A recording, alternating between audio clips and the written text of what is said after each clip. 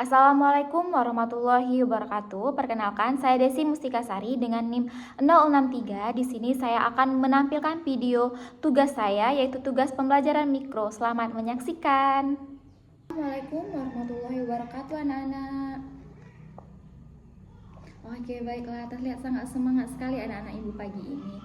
Nah, setelah libur lebaran, bagaimana kabar kalian semuanya?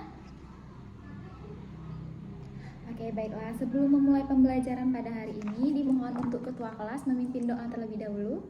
Persilakan. Baiklah, sebelum kita memulai pembelajaran hari ini, mari kita berdoa menurut kepercayaan masing-masing. Berdoa dimulai. Berdoa selesai.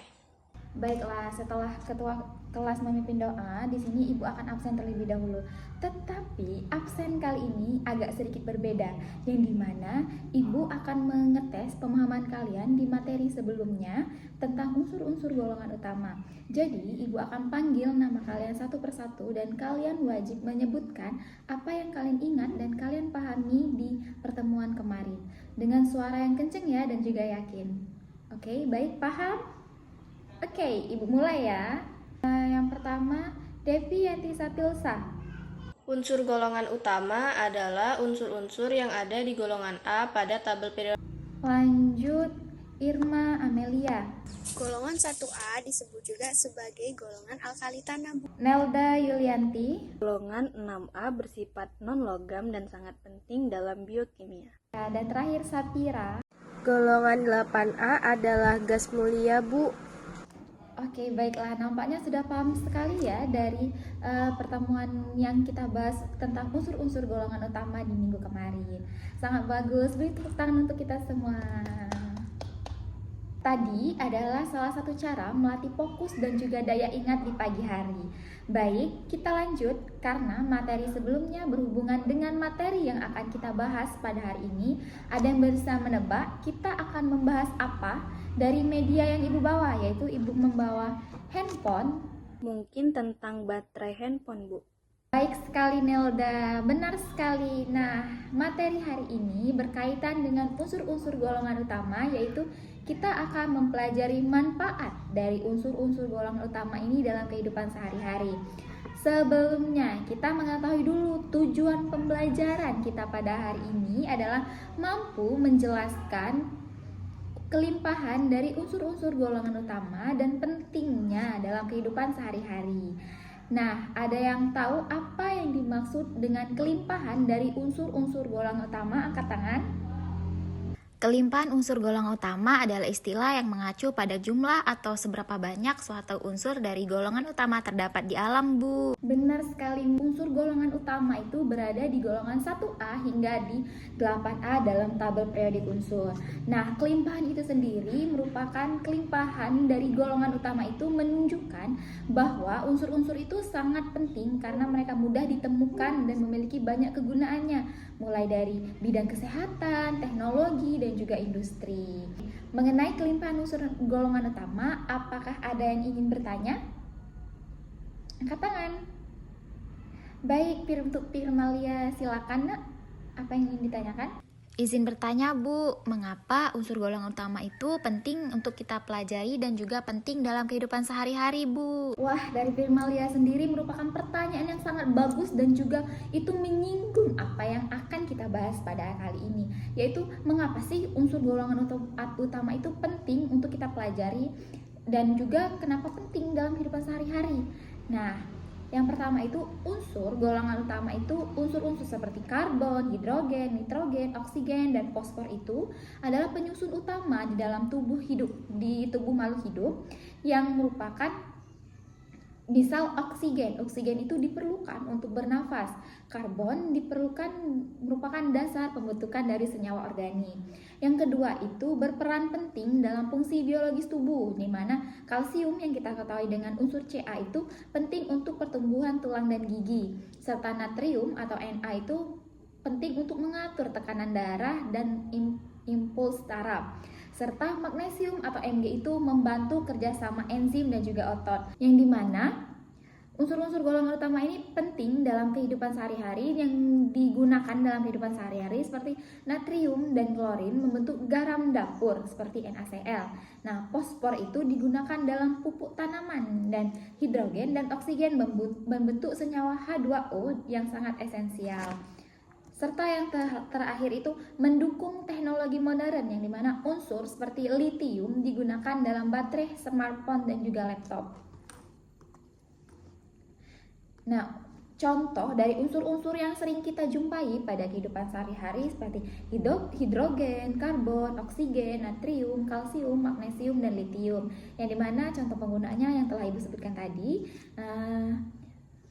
Baik, anak-anak, apakah ada yang ingin bertanya dari penjelasan Ibu tadi? Angkat tangan. Tidak ada, Bu. Tidak ada, Bu.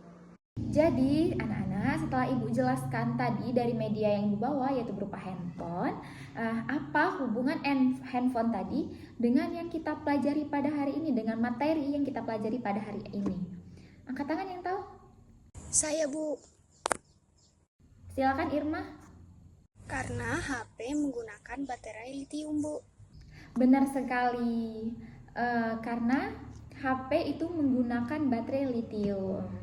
Oke, baiklah, jika tidak ada, Ibu ada tugas diskusi kelompok untuk kalian, yaitu mengerjakan LKPD, yang dimana Ibu akan memberi waktu 30 menit ke depan untuk berdiskusi sesuai kelompoknya masing-masing. Dan di sini Ibu akan membagi 2 kelompok. Dan sebelumnya, di sini Ibu akan menampilkan video, di mana video inilah yang akan kalian amati untuk kalian berdiskusi. Jadi, tolong untuk dipahami dan juga untuk disimak dari video kali ini. Oke, anak-anak ngerti? Sifat dari litium.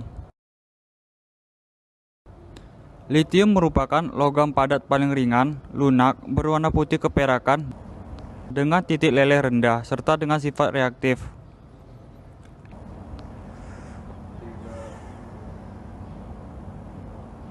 Litium banyak sifat fisik dan kimia. Litium lebih mirip dengan alkali tanah daripada kelompoknya sendiri. Sifat terpenting litium diantaranya adalah kapasitas kalor tinggi, interval suhu besar dalam keadaan cair, konduktivitas termik tinggi, viskositas rendah, dan kepadatan yang sangat rendah. Logam litium larut dalam anima arifatik, rantai pendek seperti etilamin, namun tidak larut dalam hidrokarbon. Litium dapat bereaksi dengan reaktan organik serta dengan reaktan anorganik. Seperti semua logam alkali, litium mudah bereaksi dengan air dan tidak terdapat bebas di alam karena sifat reaktifnya. Litium merupakan unsur yang terdapat cukup melimpah di kerak bumi, sekitar 65 ppm, dan litium dapat mengapung di air. Nah, ini untuk kelompok 1. LKPD-nya. Dan ini untuk kelompok 2 LKPD-nya. Baiklah, jadi jika ada pertanyaan silakan tanyakan ke Ibu. Baik, apakah paham anak-anak? Ada yang ditanyakan boleh? Ya, yang gimana? Baiklah anak-anak, apakah sudah selesai tugas diskusinya? Sudah. Baiklah, kalau sudah selesai, boleh perwakilan kelompok untuk menyampaikan hasil diskusinya dari kelompok 1 terlebih dahulu. Wah, bagus sekali. Sekarang beri tepuk tangan dulu untuk kelompok 1. Sekarang kita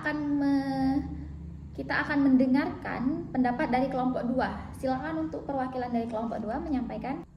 Wah, ternyata dari jawaban dari kelompok 2 itu tidak kalah bagusnya dari jawaban kelompok 1.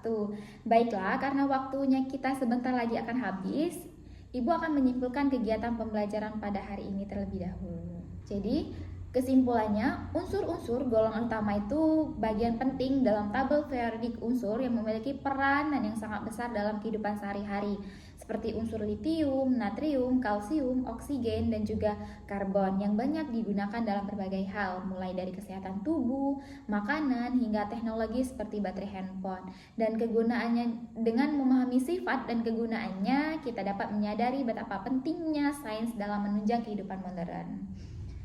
Baiklah, karena waktu kita sudah habis, maka kita cukupkan sampai di sini untuk tugas yang sudah Ibu kirim melalui Classroom dan akan Ibu tutup di 3 hari ke depan, dan tolong dijawab menggunakan pendapat kalian masing-masing dan akan kita bahas di pertemuan selanjutnya. Baik, sampai jumpa di pertemuan selanjutnya. Ibu akhiri, wassalamualaikum warahmatullahi wabarakatuh. Baiklah, itu saja video yang saya tampilkan. Lebih dan kurang saya mohon maaf. Saya akhiri. Wassalamualaikum warahmatullahi wabarakatuh.